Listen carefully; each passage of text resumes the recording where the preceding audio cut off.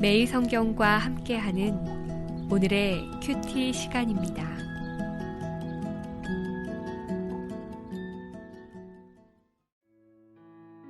(12월 6일) 오늘의 말씀은 사사기 18장 21절에서 31절입니다.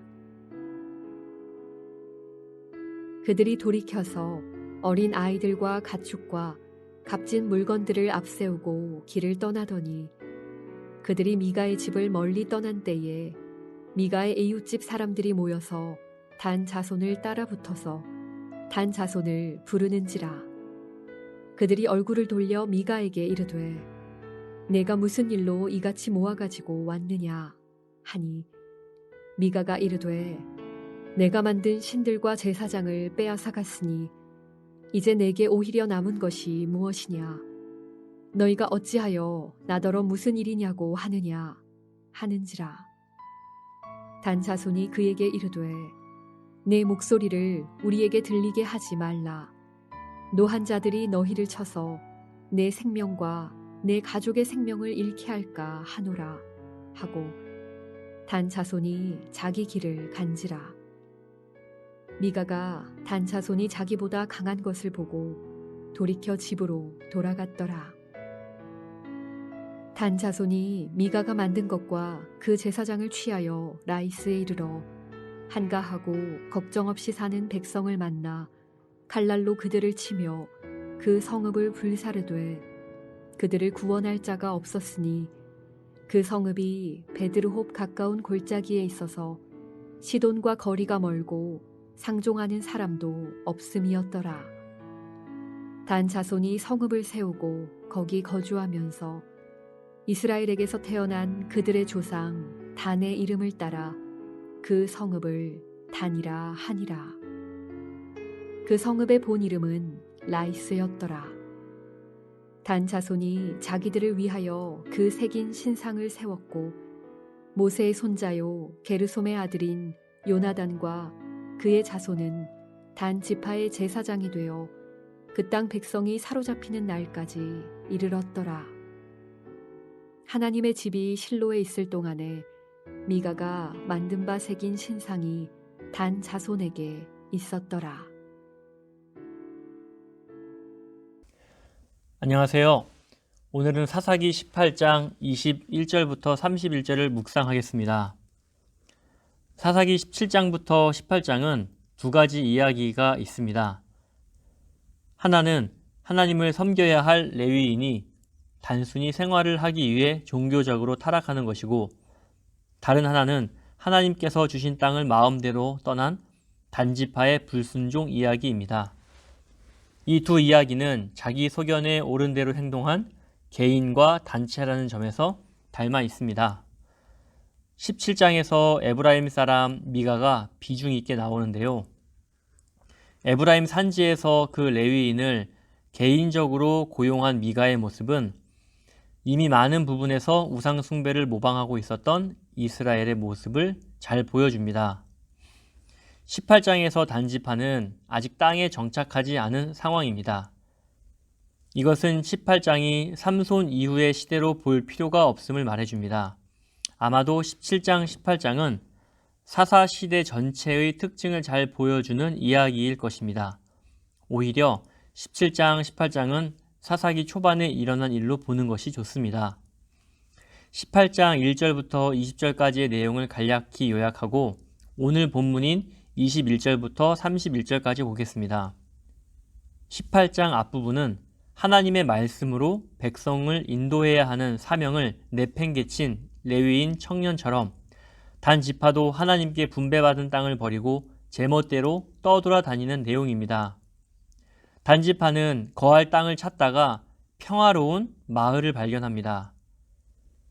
그들은 미가의 집을 찾아 레위인 청년에게 제사장직을 제안하고 미가의 우상까지 취합니다. 이것이 18장 1절부터 20절까지의 내용입니다. 자신들이 살 땅을 찾아 나섰고 자신들을 위해 레위인과 미가의 우상들까지 탈취하는 단지파의 모습은 하나님이 아닌 자신을 왕으로 생각하는 타락한 모습의 대표입니다. 이어서 21절부터 보겠습니다. 21절입니다. 미가의 집에서 에봇과 드라빔과 새긴 우상을 훔쳐나온 단지파는 길을 떠나는데 어린 아이들과 가축과 값진 물건들을 앞세웁니다. 단지파는 미가와 그의 마을 사람들이 추격할 것을 염려했기 때문에 이들을 앞세워 보호하려고 한 것입니다. 매우 치밀하죠. 뒤늦게 자신의 제사장과 신당의 물건들을 도둑맞은 것을 알게 된 미가와 그의 마을 사람들이 단지파를 추격합니다. 미가는 그의 어머니의 은을 훔친 사람으로서 이제 자신의 것을 도둑맞습니다. 물론 미가의 물건들을 훔친 단지파도 그들의 것을 잃게 됩니다. 18장 30절에서 그 땅 백성이 사로잡히는 날이 바로 그것입니다. 그들 모두는 악을 행한 대로 보응받습니다. 사사기 저자는 보응의 원리가 하나님의 정의라고 말합니다. 23절과 24절입니다. 단지파는 자신들을 추격한 미가와 마을 사람들을 향해 위협합니다. 적반하장의 태도입니다. 이에 대한 미가의 대답은 매우 흥분되어 있습니다. 24절을 보면 내가 만든 신들과 제사장을 빼앗아 갔으니 라고 말하죠. 미가는 신상들과 드라빔과 에봇이라고 하지 않고 신들이라고 말합니다. 이것은 미가의 평상시 생각을 드러내는 것입니다. 말로는 이런 것들을 통해서 여호와를 섬긴다고 했지만 사실은 이런 것들을 신처럼 모시면서 이것들이 자신의 행복을 보장해 줄 것이라고 생각했습니다. 24절 후반절을 보면 미가는 내게 남은 것이 무엇이냐라고 말합니다. 신당과 신당의 물건들을 하나님처럼 의지한 미가에게 남은 것은 아무것도 없습니다. 허무한 신들을 의지하는 자의 고통스러운 부르짖음입니다. 성도 여러분, 미가의 모습을 보면서 무슨 생각이 드시나요? 하나님이 주신 것들을 통해서 여호와를 섬긴다고 말하지만 사실은 이런 것들을 신처럼 모시면서 그것이 내게 행복을 보장해 줄 것이라고 기대하지는 않았나요? 하나님께서 우리에게 선물로 주신 것이 많습니다. 재능, 재물, 가족, 특히 자녀가 그러할 것입니다. 그런데 그러한 것으로 하나님을 대신하려고 하는 유혹이 있습니다. 제가 아는 한 분은 결혼 후 수년간 자녀가 생기지 않아 많은 고통을 당하셨습니다. 오랜 기도와 인내 속에서 예쁜 딸을 낳게 되셨어요. 그런데 비가 오거나 날이 좋지 않으면 아기가 걱정되어 예배하는 일에 소홀하게 되었고 아기에게 좋은 것을 해주는 방향으로 많은 일을 선택했습니다. 그로 인해 하나님과 점점 멀어지게 되었습니다.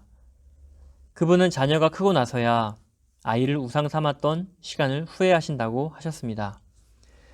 저도 하나님이 주신 좋은 선물을 누리면서 그것으로 하나님을 잘 섬기기보다 그것들이 내게 행복을 주는 것으로 착각하고 살 때가 있었습니다.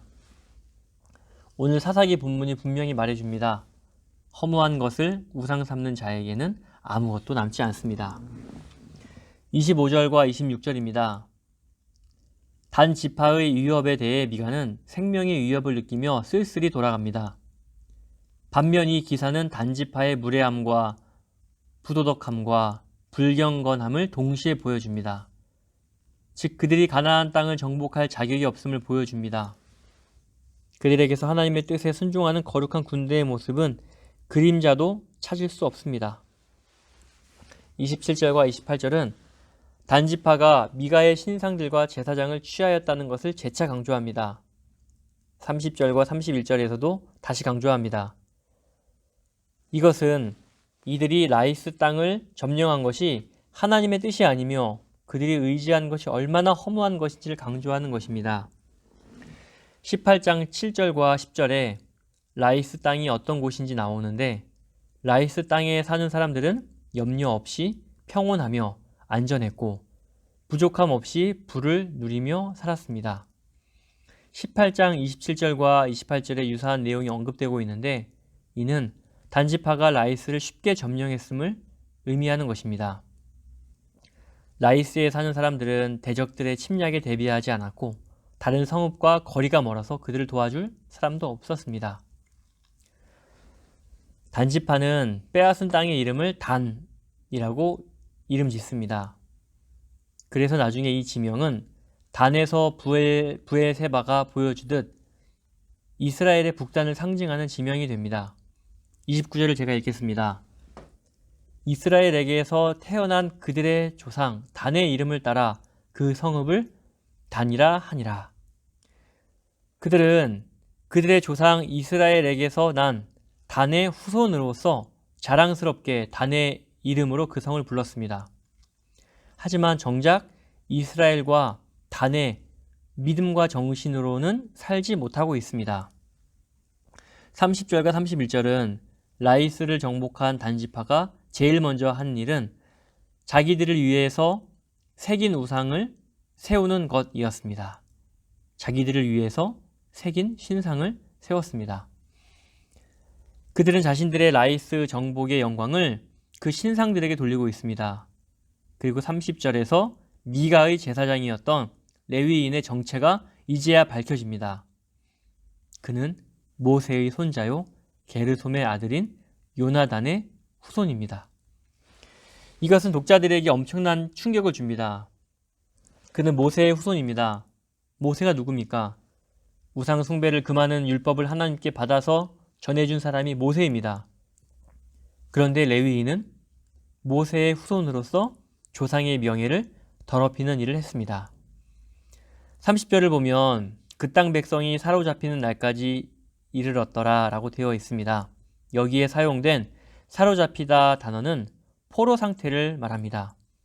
그래서 이 시기를 북이스라엘이 아수르 포로로 끌려가는 때로 보는 견해가 다수의 입장입니다. 이 관점으로 30절을 해석하면 단지파의 우상 숭배가 북이스라엘의 멸망의 원인이 된 것입니다. 마지막 31절입니다. 이는 사사기 저자의 평가입니다. 단지파는 이미 실로에 성소가 있는데 또 하나의 신당을 세웁니다. 단지파는 미가처럼 자신들의 행복을 보장하고자 하는 수단으로 신당을 만들고 거기에 우상을 두어 오랫동안 섬겼습니다. 이것이 사사시대의 비극입니다. 이것은 사사기 2장 11절부터 12절에서 사사시대 이스라엘을 고발했던 여호와를 버리고 바알들을 섬긴 죄를 떠올립니다. 17장과 18장에서 살펴본 미가와 단지파와 레위인은 모두 여호와를 섬긴다고 하지만 그들이 여호와를 섬기는 방식은 바알 숭배 방식과 같습니다. 여호와의 뜻대로가 아니라 자기들의 소견에 옳은 대로였습니다. 사랑하는 성도 여러분, 하나님을 섬긴다고 할 때 그 방식이 여호와의 뜻대로 하는 것인지 점검할 필요가 있습니다. 어떻게 할 수 있을까요? 하나님 앞에서 정직하게 기도해 보는 것이 가장 좋습니다. 기도할 때 내 욕심의 안개가 걷히고 하나님이 원하시는 방향으로 안내받을 것입니다. 코로나 확산으로 우울한 연말을 보내야 하는데 왕이신 나의 하나님으로 인해 기쁘고 행복한 시간 되시기를 소원합니다. 아멘.